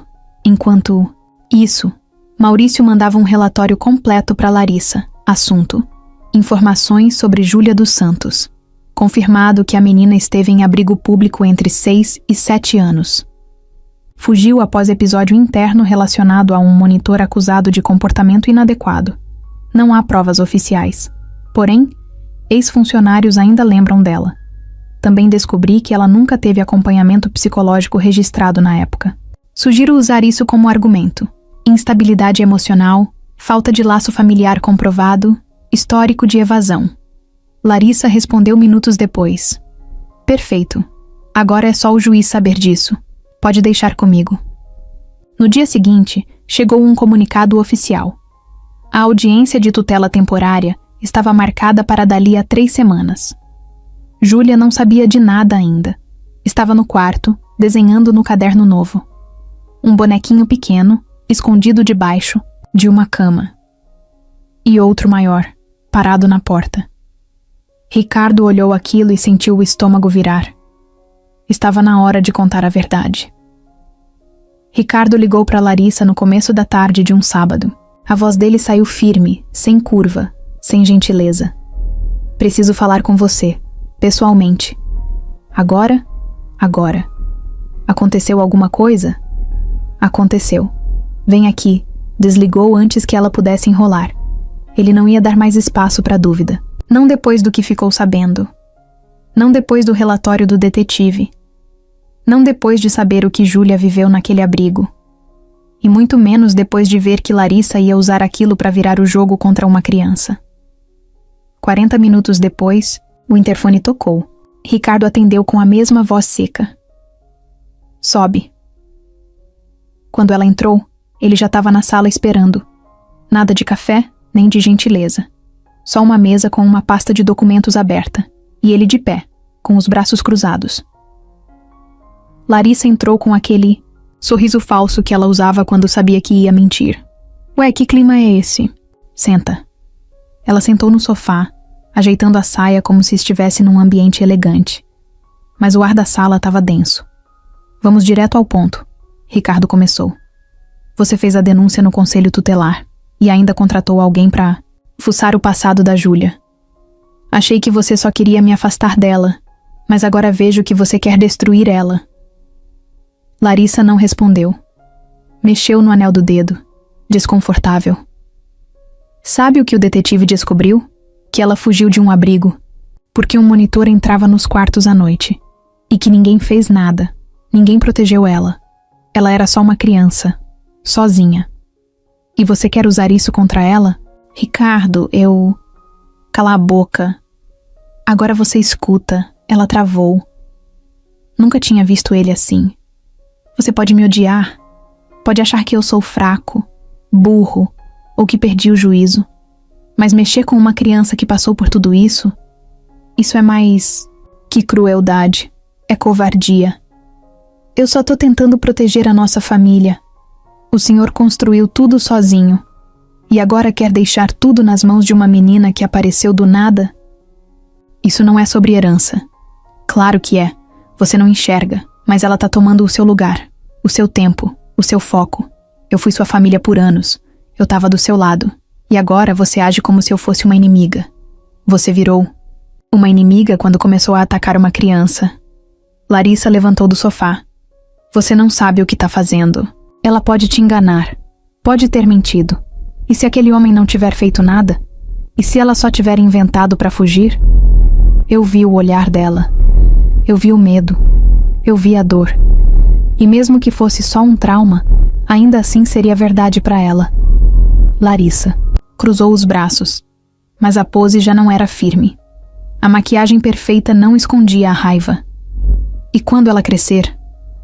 E se ela se voltar contra você? Você vai fazer o quê? Vai perder tudo por ela? Ricardo deu um passo à frente. Se eu perder tudo, mas ela continuar aqui, bem, com saúde, com dignidade, vale a pena. Ela ficou em silêncio. Pela primeira vez, sem resposta. A audiência tá marcada. Ele continuou. E se você usar esse relatório sujo, se inventar qualquer coisa, eu vou expor tudo, inclusive a sua motivação. Todo mundo vai saber que você tentou tirar uma criança de onde ela finalmente estava segura, só para manter sua parte da herança intocada. Eu não preciso do seu dinheiro, mas quero o poder. Sempre quis. E sabe o que é pior? Você nunca precisou disso. Você podia ser incrível, inteligente, capaz, com seu próprio nome. Mas preferiu ser pequena. E isso não tem volta. Larissa apertou a bolsa com força. O rosto tremia. Você vai se arrepender. Já me arrependi de muita coisa, mas não dela. Ela foi até a porta. Abriu devagar. Parou antes de sair. Você vai perder. Ela não é sua filha. Não ainda. Mas vai ser. A porta bateu. E o silêncio voltou. Ricardo sentou no sofá. Pegou o desenho que Júlia tinha feito. Naquela manhã. Era um sol com um sorriso e duas pessoas no meio da grama. Ela e ele. Só isso. Respirou fundo. Sabia que a luta ainda estava começando. Era uma quarta-feira de manhã. Ricardo tinha acabado de deixar Júlia na escola, passou na padaria para comprar pão e voltou para casa sentindo aquele clima esquisito, como se tivesse uma pedra nas costas que não dava para enxergar, mas que ele carregava o tempo todo. Dona Neide estava na cozinha arrumando as coisas quando ele entrou pela porta. Aconteceu alguma coisa? Ela perguntou só de olhar. Ainda não, mas vai acontecer. É a Larissa? Ele fez que sim com a cabeça, largou a sacola do pão na pia e foi direto pro escritório. Abriu o notebook, entrou no e-mail e encontrou o que estava esperando. Uma notificação oficial do Tribunal de Justiça. Larissa tinha dado entrada num pedido de contestação da guarda provisória de Júlia.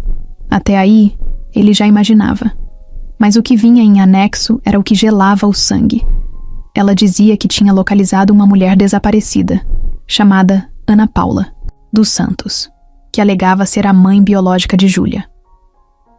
O documento incluía uma declaração assinada, um endereço em outro estado e a confirmação de que essa mulher estaria presente na audiência. Ricardo não conseguia acreditar. Pegou o telefone, ligou para o advogado. Marcos, você viu o que chegou? Vi. Tô analisando agora. Cara, isso é sério. Ela forjou isso? Parece que sim. A mulher realmente existe, mas o nome é comum. Podem ter achado alguém vulnerável, pago, sei lá. O problema é que, se a juíza entender que existe possibilidade real de laço familiar, ela pode suspender a guarda imediatamente. E a menina pode ser tirada de casa até o teste de DNA ser feito. Ricardo travou. Isso vai demorar? Pelo menos uma semana se a juíza aceitar o pedido. Mas se ela quiser agir rápido, pode ser no mesmo dia da audiência. Ricardo ficou mudo, imaginando Júlia sendo levada embora. De novo, do nada, como se fosse um pacote. Marcos continuou. A gente vai pedir o DNA com urgência, mas por enquanto se prepara. E por favor, não conta nada pra ela ainda. A menina não pode entrar em pânico. Ricardo desligou. Levantou. Andou pela casa feito um zumbi. Dona Neide apareceu na porta. O que foi agora? A Larissa. Apareceu com uma mulher dizendo que é mãe da Júlia. Mãe? É. Vai tentar fazer o juiz mandar ela embora de casa. Dona Neide soltou um palavrão baixinho. Mas a menina falou que a mãe morreu, Ricardo. Eu sei. E mesmo que estivesse viva, jamais teria vindo assim. Isso é armação. O que você vai fazer? Tudo. O que for preciso. Naquela noite, Júlia chegou da escola animada. Tinha pintado uma cartolina com o nome dela em letras grandes, cheia de brilho, e colado no mural da sala. Era a primeira vez que o nome dela estava ali, como o das outras crianças. A professora disse que meu nome agora está registrado, igual todo mundo. Ricardo tentou sorrir. Que bom, minha filha. Na hora do jantar, ela perguntou: a audiência vai demorar? Um pouco. E quando eu for adotada de verdade, a gente pode comemorar com pizza? A gente pode comemorar como você quiser. Ela deu risada. Mas ele não. Na madrugada, Ricardo não conseguiu dormir. Levantou, foi até o quarto dela, ficou parado na porta vendo ela dormir. O cabelo espalhado no travesseiro, a respiração leve. Aquilo era paz. E alguém queria tirar isso dela. No dia seguinte, Marcos ligou. Tem mais uma coisa. A mulher que a Larissa contratou tem um histórico de problemas mentais. Já foi internada. Isso pode ser nosso trunfo. Você consegue provar? Tô correndo atrás. Mas vai depender da juíza aceitar investigar. Se ela achar que isso é invasivo, não adianta. Ricardo pensou por um segundo. E se eu conseguir uma carta da Júlia, contando tudo, escrito por ela, do jeito dela? Pode ajudar, principalmente se for espontâneo. No fim da tarde, Ricardo levou Júlia até a pracinha do bairro. Sentaram num banco. Ele tirou um caderno da mochila. Júlia, quero te pedir uma coisa, mas só se você quiser. O quê? Escreve aqui, do seu jeito, tudo o que você sente. Sobre estar aqui. Sobre o que mudou na sua vida. Sobre o que você quer pra frente. Pode desenhar também. É só pra registrar. Ela olhou pra ele desconfiada. É por causa da audiência? Ele hesitou, mas decidiu não mentir. É. Pode ajudar a mostrar pra juíza o quanto você importa. E o quanto isso tudo importa pra você? Ela ficou pensativa. Tá, mas não olha, tá? Prometo. Ela pegou o caderno e começou a escrever. Com letra torta, algumas palavras erradas, mas com uma sinceridade que doía. Antes eu dormia em papelão. Agora tenho coberta quente. Antes eu não comia todo dia. Agora tem comida. Antes ninguém me escutava. Agora o tio me escuta. Eu quero ficar. Não quero voltar para trás. Meu nome é Júlia. E eu já sou daqui. Quando ela entregou, Ricardo não conseguiu falar nada. Só segurou firme, como se aquele caderno fosse uma armadura. A ameaça final estava feita. Mas eles não iam abaixar a cabeça. O dia da audiência chegou com um céu cinza, chuva fina desde cedo. Ricardo acordou às 5, mas não conseguiu sair da cama por quase meia hora. Só ficou ali, olhando para o teto, com o peito apertado e a mente acelerada. Ao lado, o caderno com o texto da Júlia. Ele tinha relido aquilo umas 20 vezes. Cada linha era como um soco no estômago e um abraço no coração ao mesmo tempo. Às 7, Júlia já estava acordada. Tomou banho, colocou uma calça jeans nova e uma blusinha que Dona Neide tinha comprado. Sentou à mesa e quase não comeu. Ricardo tentou manter o clima leve. Tá nervosa? Ela deu de ombros. Um pouco. Vai dar tudo certo. Ela forçou um sorriso. E se a juíza não gostar de mim? Isso não existe. Quem conhece você de verdade não tem como não gostar. Foram pro fórum juntos. No carro, o silêncio tomou conta. Ricardo apertava o volante como se quisesse quebrar. Júlia olhava pela janela, abraçada na mochila. Quando chegaram, viram que já tinha repórter na porta. Um caso de empresário famoso com uma menina de rua chamava a atenção. Marcos, o advogado, os esperava na entrada. Já chegaram. A outra parte também. Com a suposta mãe, Ricardo sentiu o estômago embrulhar. Subiram para o andar das audiências. Uma sala pequena, fria, com uma juíza séria sentada ao centro, uma assistente do lado e o relógio na parede que parecia zombar de todo. Mundo, a suposta mãe já estava lá. Ana Paula. Uma mulher magra, com o olhar perdido e cabelo desgrenhado. Parecia nervosa, mas ensaiada. Larissa sentou ao lado dela. Usava um vestido escuro, maquiagem leve e aquele mesmo olhar calculado de sempre. Não era família, era estratégia. A juíza começou. Estamos aqui para ouvir as partes envolvidas no pedido de guarda provisória da menor Júlia dos Santos. O senhor Ricardo Ribeiro apresentou documentação médica, escolar e psicológica, comprovando o vínculo com a menor. A parte contrária apresentou uma alegação de maternidade biológica. Ricardo levantou. Meritíssima, com todo respeito, essa mulher nunca esteve na vida da Júlia. Ela nunca mencionou o nome da mãe viva. Sempre contou que a mãe faleceu quando ela era pequena. E essa alegação surgiu só depois de uma denúncia que sabidamente foi feita por interesse pessoal. A juíza levantou a mão, pedindo silêncio. Senhor Ricardo, vamos ouvir a outra parte. Larissa fez sinal para Ana Paula se levantar. A mulher tremeu, mas falou. Eu sou mãe da Júlia. Tive que deixá-la num abrigo porque eu estava doente. Não sabia onde procurar. Mas agora tô bem. Quero ela de volta. A juíza observou com atenção. A senhora tem algum documento que comprove maternidade? Só o meu. RG. Mas posso fazer o teste. Marcos se levantou. Meritíssima, pedimos que o DNA seja feito com urgência. Também solicitamos que o histórico médico e judicial dessa mulher seja considerado. Há registros de internação psiquiátrica e uso de substâncias químicas. Podemos apresentar os comprovantes. A juíza anotou algo. Pedido aceito. O exame será realizado imediatamente. E até o resultado sair, a menor permanece com o senhor Ricardo. Larissa fechou a cara. Ana Paula sentou de novo, sem graça. Ricardo soltou o ar. Júlia só observava, de canto, sem entender tudo. Mas sentia que algo estava sendo decidido ali.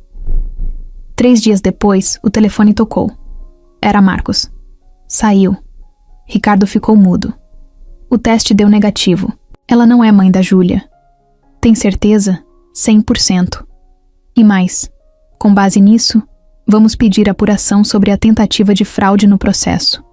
Se o juiz aceitar, isso pode invalidar qualquer ação futura de Larissa.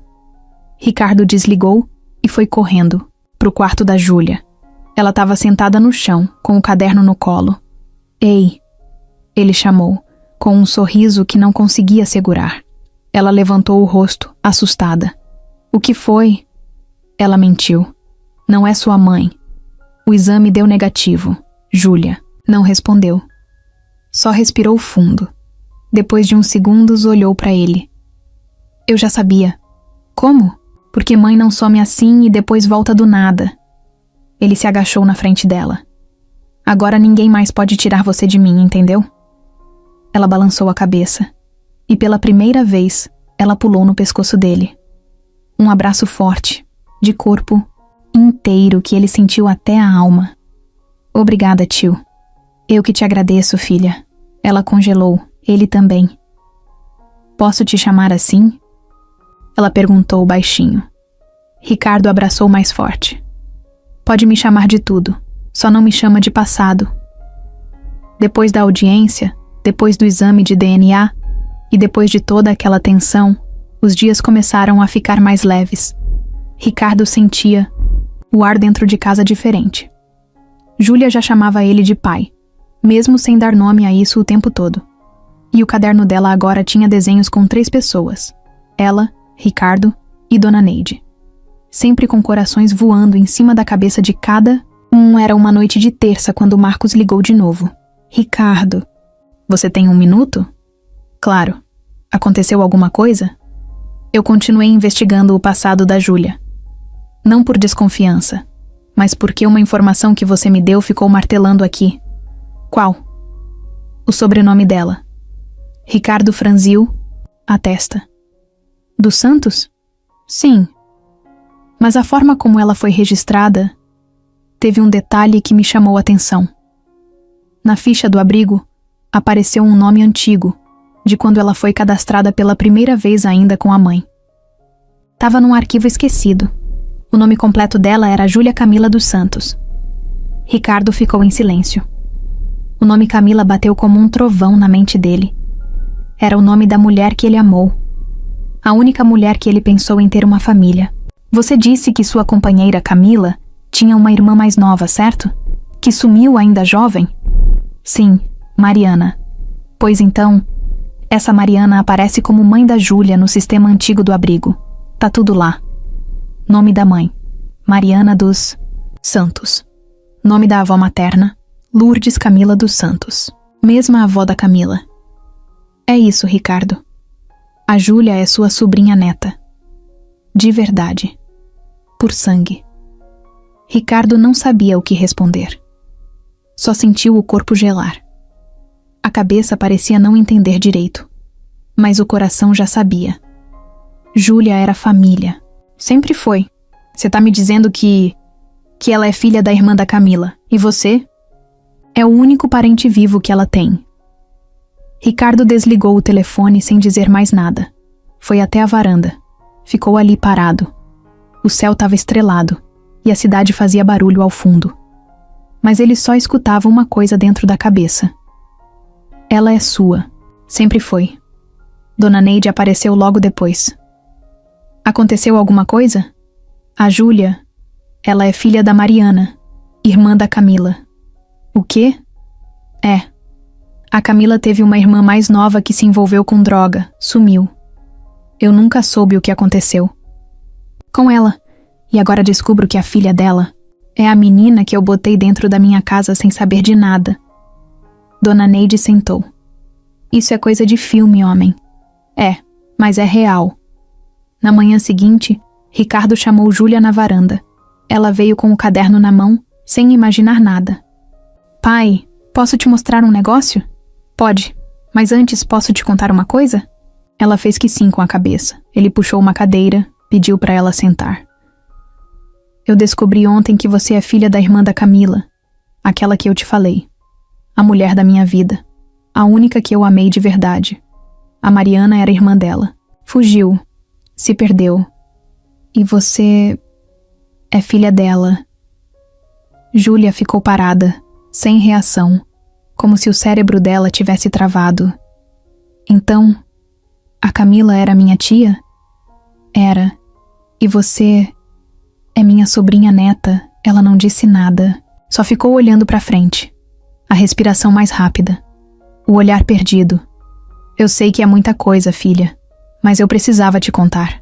Ela levantou devagar. Foi até a janela. Depois virou. Você sabia? Não. Descobri ontem. Mas isso muda tudo? Ela pensou por um tempo. Depois balançou a cabeça. Muda nada. Só confirma. Eu sabia que a gente era igual. Igual como? Igual no olhar. Igual no jeito de guardar a dor. E igual na falta que a gente sentia de alguém. Ricardo levantou. Foi até ela. Abraçou. Forte. Sem pressa. Agora tudo faz sentido. Eu achava que tinha te escolhido. Mas era você que estava voltando para casa. Ela apertou ele com força. E pela primeira vez, chorou sem medo. A audiência final estava marcada para uma sexta-feira de manhã. Ricardo acordou cedo, mas dessa vez sem ansiedade. Era diferente. Era como se o peso já tivesse saído das costas. Ele olhou para o lado e viu Júlia dormindo no quarto dela, com a cabeça virada, o braço pendurado para fora da cama e a boca aberta. Dormia como uma criança normal, e isso já era muita coisa. Dona Neide apareceu na cozinha logo cedo. Tá pronto? Tô. Pela primeira vez, tô. Ela sabe que é hoje? Sabe. E tá mais calma que eu. Quando chegaram no fórum, o clima era outro. Sem repórter, sem fofoca. Só a juíza, o advogado, a assistente social e uma menina de 9 anos com um lápis de cor no bolso da calça e um papel dobrado dentro do tênis. Júlia tinha pedido para falar. Não um discurso ensaiado. Só queria dizer o que estava guardado. A juíza deixou. A sala ficou em silêncio quando ela levantou da cadeira. Pequena, com o uniforme da escola, o cabelo preso de qualquer jeito e os olhos firmes. Eu só queria ficar com o meu pai. Eu sei que ele não é meu pai de sangue direto, mas é de verdade. Ele não me largou.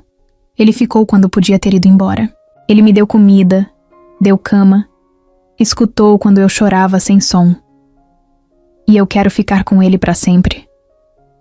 Porque quando eu estava na rua, eu sonhava com alguém assim. E agora que eu achei, não quero perder. A juíza escutou tudo sem interromper. Depois, chamou Ricardo.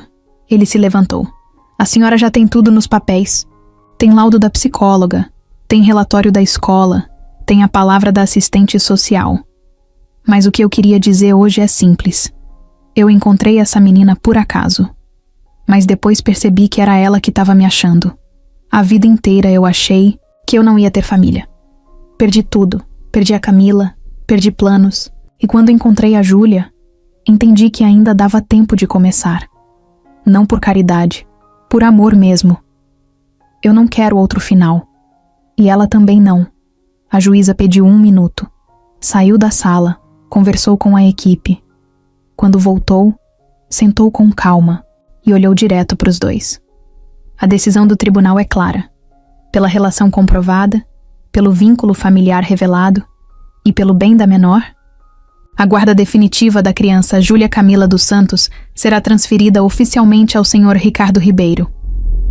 A adoção está autorizada. Júlia tapou a boca com as mãos. Ricardo ficou parado por 1 segundo, tentando entender. Depois os dois se abraçaram, sem falar nada.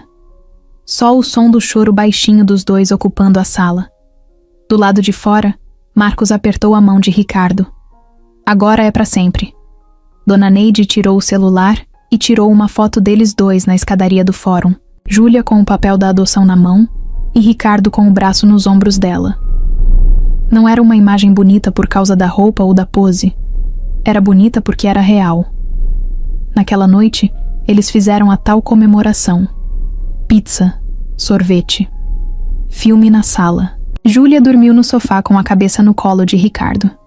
E ele ficou ali, olhando para frente, passando a mão devagar no cabelo dela. De madrugada, ele levantou, colocou ela na cama e voltou para o próprio quarto. Abriu a última gaveta, pegou uma caixa velha e tirou uma foto antiga da Camila. Ficou olhando por um tempo. Você não viu isso acontecer, mas eu sei que teria ficado orgulhosa. Guardou a foto, fechou a gaveta e foi dormir com a porta entreaberta, como Júlia pedia todas as noites. Só para eu saber que você tá aí, no dia seguinte. Ela acordou e foi direto para a cozinha. Chegou com o caderno debaixo do braço. Pai? Oi, filha. Posso mudar meu nome? Como assim? Quero colocar Júlia Ribeiro também. Ricardo sorriu. Não com a boca, com o rosto todo. Claro que pode. Agora é oficial. Ela abriu o caderno, escreveu um nome novo bem grande e colocou um coração em volta. Pronto. Agora eu sou inteira. E era mesmo.